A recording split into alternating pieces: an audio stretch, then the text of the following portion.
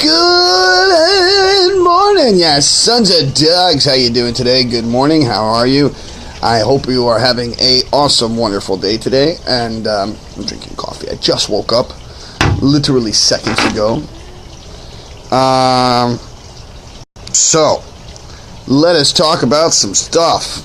All right. So, did anybody hear about the Hilary Clinton statue? There's a Hilary Clinton statue that was placed.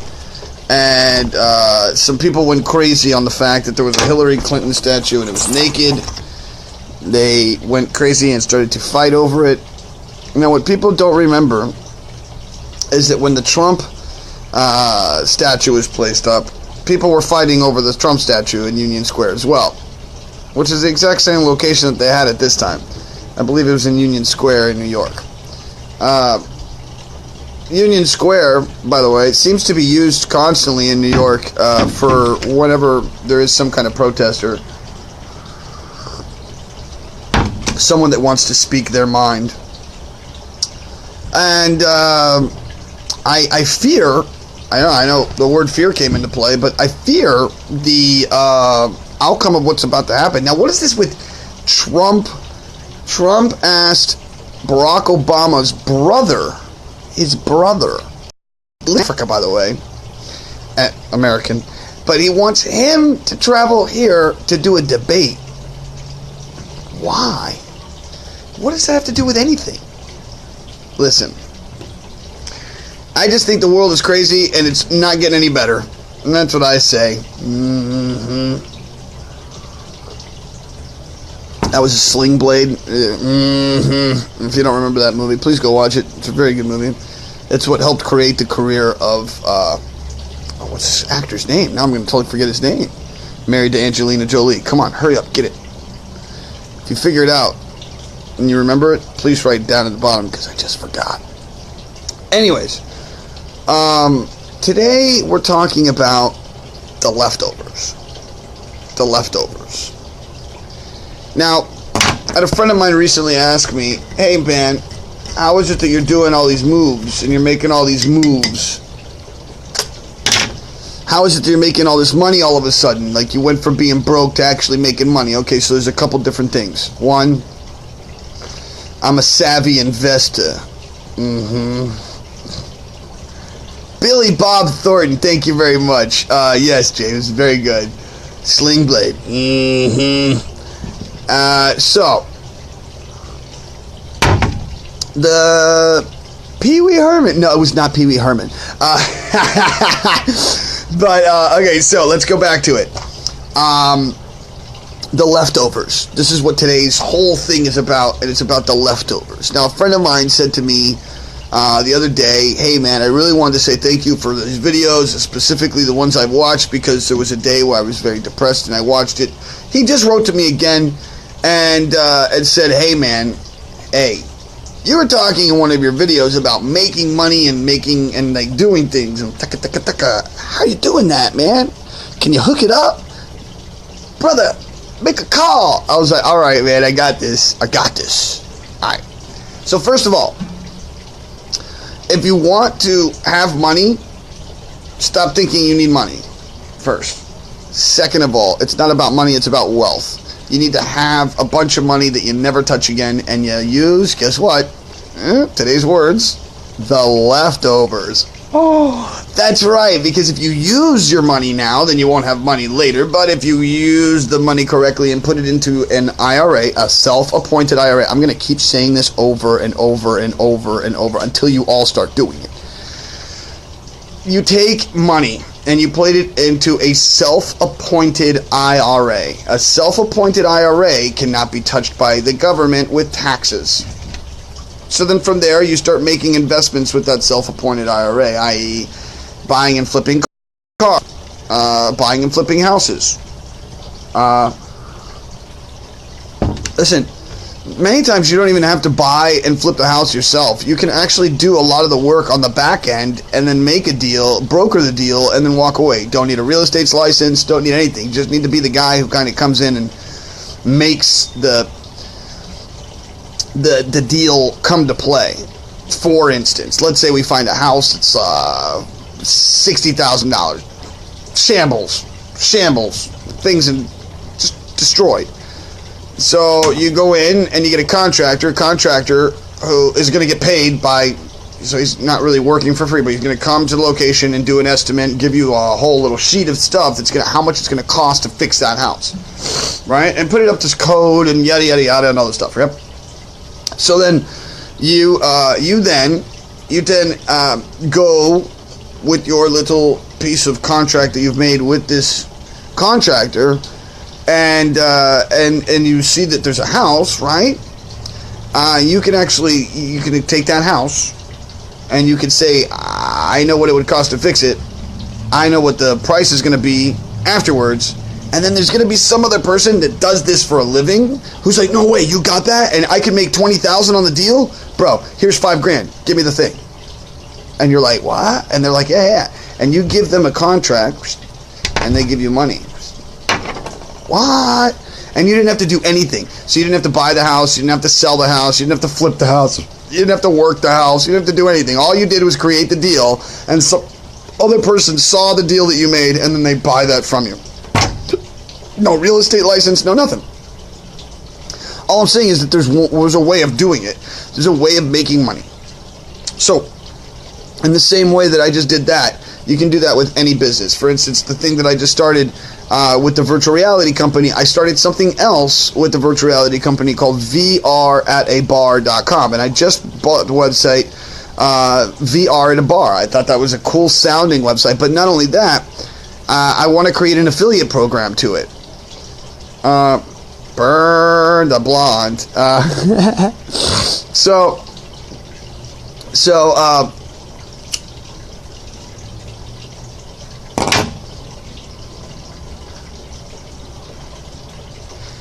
anyways, the way that it works is you can do what I just did with any situation, like what I was saying, VR at a bar, right? So the idea here is to find affiliates all over the United States that have VR equipment that matches ours, that matches the same thing that we're going to be doing here in Houston, and anybody else in any other city who has that same setup can then become our affiliate, and then we can promote them on the website and let people know where to go play VR at a bar. The best technological beer goggles in the world. I think that, or the most advanced beer goggles in the world. That's right. That's right. So I don't know. That's the tagline we're running with. Sam, have a beautiful day. See you later.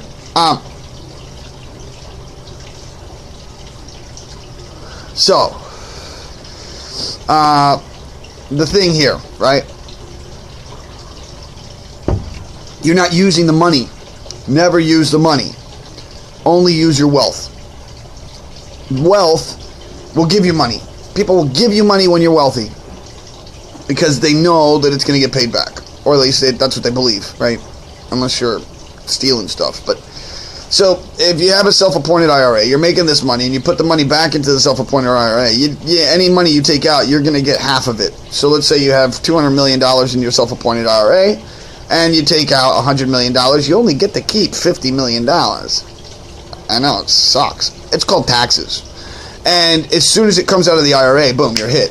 So that's why you don't use the IRA money ever. What you do is you take a loan out instead, and then you slowly pay it off with the IRA money. Because you're going to get ideas like the ideas like this, right? So let's, with your IRA money, you're diversifying a portfolio. You buy many different things. You buy an apartment complex, you buy some kind of real estate or some kind of commercial real estate where there's a bunch of businesses, those kind of things, and you keep buying those because the more money you put into it, the more money comes back to you, and the more money that comes back to you, you have to use that money because it's in a self-appointed IRA. So you take that money and boom, you put it right back into buying something else, flipping, buying, whatever you have to do, so that it keeps generating money for you. And then you can go to anybody and you can be like, look, I have an IRA, it's worth $100 million, I need $200,000. And they're going to like, there's a loan. They'll give it to you. Why? Because you're wealthy and you have money. You may not see it, but you'll know that it's there because you're building wealth. That's the only way to do this thing. And this whole idea of not paying taxes on the money, blah, blah, blah, that's the way the system was built. If you don't use the system correctly, then you are putting yourself in a position to where you have to pay taxes. Why would you do that? Unless you're like one of these people who are like patriotic and they're like, I have to pay the taxes because... And unless you realize that we had a whole thing called no taxation without representation, and the whole concept of the Federal Reserve in its first place in 1932 is complete BS. But if you want to go along with it and pay taxes and pay like 1/4 of your year to taxes, by all means do that. But I'm not going to. Sorry. Not going to do it. I will, on the other hand, use the law as it's made so that I don't have to pay taxes. I don't understand why anybody wouldn't do that. And if you don't know how to do that, then, ask. Because there's ways of doing it where you can get away with it. Right? Why don't you open your own company? Open your own company and then have your own... See what I'm saying? Yeah, sorry about that. Yeah, your company will buy the whole thing from you. And then everything that you own is now owned by your company, and therefore it becomes a tax write-off to the company.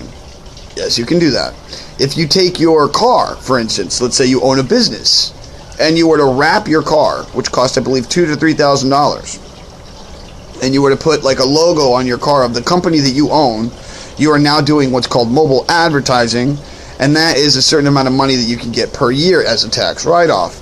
And it's the same thing over and over and over again. If you know how to do the tax write-offs, you can basically live for free. You can get everything else to be paid for by the company, and you're just a subsidiary of that company who's using the company car. And so you might say to me, oh, but this takes a lot longer when you do taxes and this, that, and the other. Okay, but my question to you is, if you can live for free, then why not spend the extra time to not pay the taxes? You get what I'm saying? That's all I'm saying. You know what I'm saying? That's all I'm saying. That's all I'm saying. All I'm saying is all I'm saying, kids. So this is why today's episode is about using the leftovers. You don't ever get to use the money anymore. You don't use the money. If you use the money today, you don't have money tomorrow. It's that simple. There's no other game.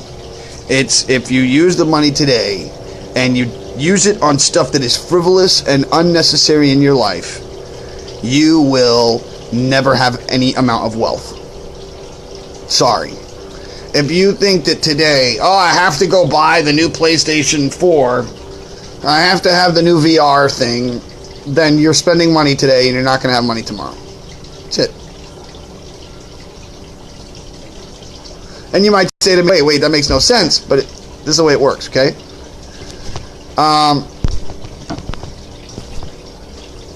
This is the way that works. The money that you'd be spending today is the money that you need to use for an investment today.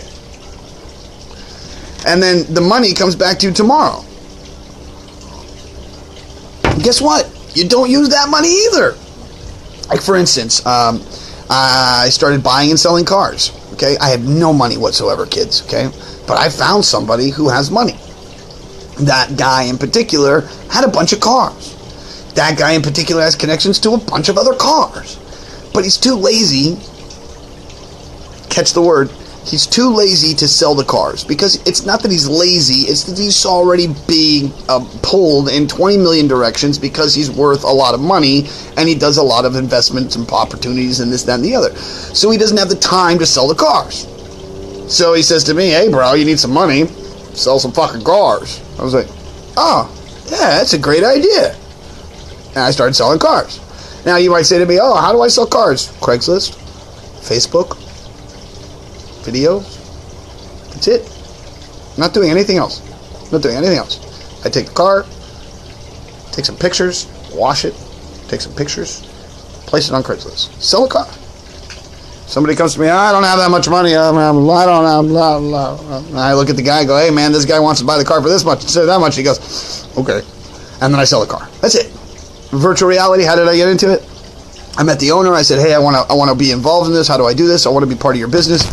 He says to me, hey man, help me sell my VR. I need to sell VR. Can you do that? And I was like, yeah, I'll sell VR for you, no problem. So then I came back a week later, and I had a friend of mine who owned a business who sold for birthday parties. So I was like, perfect, this is it. I need you to meet you, and I'm going to make some money off the deal. And that's how it worked. Sometimes I think you are losing a train of thought, but like magic, you snap right back to your point. It is interesting. Yeah, thank you, Jeremy. I've noticed that I do that a lot as well. And I think that what it is inside here, I'm like it's 100 miles an hour. And although I'm trying to stay on one thing, the overall conceptual idea has many different pieces to the puzzle to get the whole overwhelming concept. And so while I'm on this train of thought to get to that end point, I start thinking about all the other aspects of what's going on for you to get the actual point. So I hope that in the end, like you were saying, it's magical and that you're actually getting what I'm saying.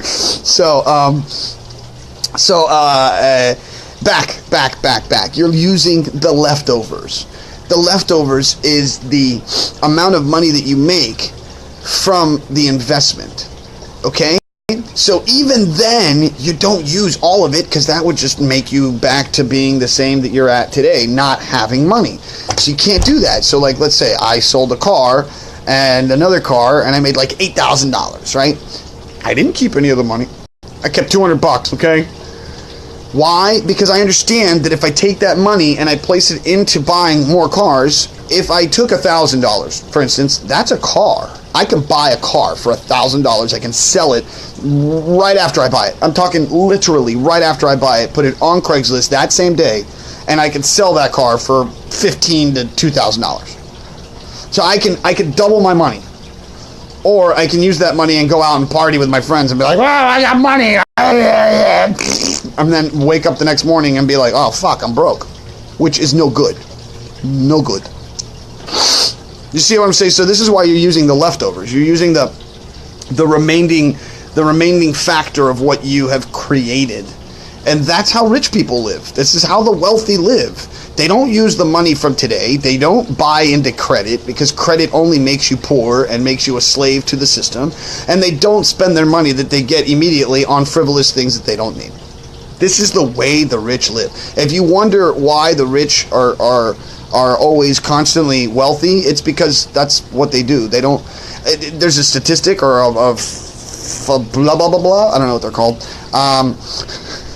And the idea is this: that if we were to take all the money in the world today, right now, and you were to separate all the money evenly to everybody in the world in less than 1 year, those who are rich today would most likely be rich in a year. Why? Because most people who have never had money will spend the money as fast as it comes in, because they think it'll never end. And if you're doing that, you're only putting yourself back into that same position. Here's the best way of looking at it. If you buy a $2,000 car and you spend $20,000 on rims and $5,000 on a stereo system, and you forgot to paint the car or fix the engine or the transmission, or that's the mentality that I'm talking about. And if that's an extreme version of it, so be it, but that's what I'm trying to say. Don't do that. You don't need it.